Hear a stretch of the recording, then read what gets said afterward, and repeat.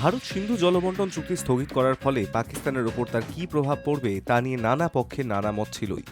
এর আগে ভারতের কেউ কেউ সমাজ মাধ্যমে দাবি করেছিলেন সিন্ধুর জল না যাওয়ায় ক্রমশ খরা দেখা দিয়েছে পাকিস্তানের নানা অংশে। অন্যদিকে পাকিস্তানিদের একাংশ দাবি করতে থাকেন ভারত হঠাৎ জল ছাড়ায় বন্যা পরিস্থিতির সৃষ্টি হয়েছে সেদেশের বিস্তীর্ণ অংশে। এই দাবি পাল্টা দাবির আবহেই ইন্ডিয়া টুডের প্রতিবেদনে দাবি করা হয়েছে চুক্তি স্থগিত ঘোষণা করার পরেও সিন্ধু এবং পাকিস্তানের ওপর দিয়ে প্রবাহিত পশ্চিম বাহিনী দুই উপনদী চন্দ্রভাগা এবং বিতস্তায় জলের প্রবাহ কমেনি। ওই প্রতিবেদনে ওই তিন নদীর ওপর নির্মিত ভারতের একটি বাঁধ এবং পাকিস্তানের একটি বাঁধ থেকে জল ছাড়ার পরিমাণ খতিয়ে দেখা হয়েছে। পরিসংখ্যান বলছে পাকিস্তান তাদের বাঁধ থেকে কম জল ছাড়েনি, যা থেকে ইঙ্গিত মেলে যে ভারতে অবস্থিত শেষ বাঁধ থেকে জল ছাড়ার পরিমাণ স্বাভাবিকই রয়েছে। ইন্ডিয়া টুডের প্রতিবেদনে পাকিস্তানের সিন্ধু নদী পরিচালনা ব্যবস্থা কর্তৃপক্ষের দেয়া পরিসংখ্যান উদ্ধৃত করা হয়েছে। পরিসংখ্যান অনুযায়ী গত 24শে এপ্রিল যেদিন ভারত চুক্তি স্থগিত করার কথা জানিয়েছিল, সেদিন চন্দ্রভাগা নদীর ওপর পাকিস্তানের শিয়ালকোট এলাকার মারলা বাঁধ থেকে 22,800 কিউসেক জল ছাড়া হয়েছে। গত বুধবার ওই বাঁধ থেকে ছাড়া হয়েছে 26,268 কিউসেক জল।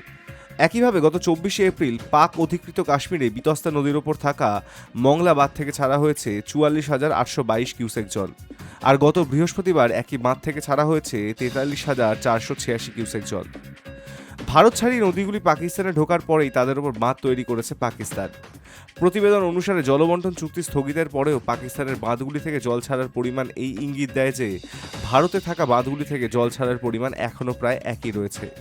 আর উল্টোটা হলে পাকিস্তানের বাঁধগুলি থেকে জল ছাড়ার পরিমাণ কমতো বলেই জানানো হয়েছে ওই প্রতিবেদনে।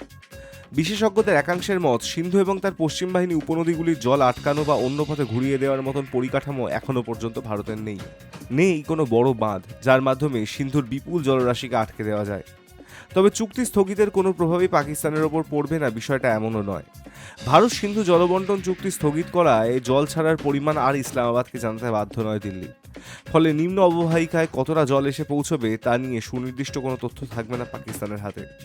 এর প্রভাব পড়তে পারে সেদেশের সেচ ব্যবস্থা, কৃষি এবং বন্যা নিয়ন্ত্রণ ব্যবস্থায়। Hi news network.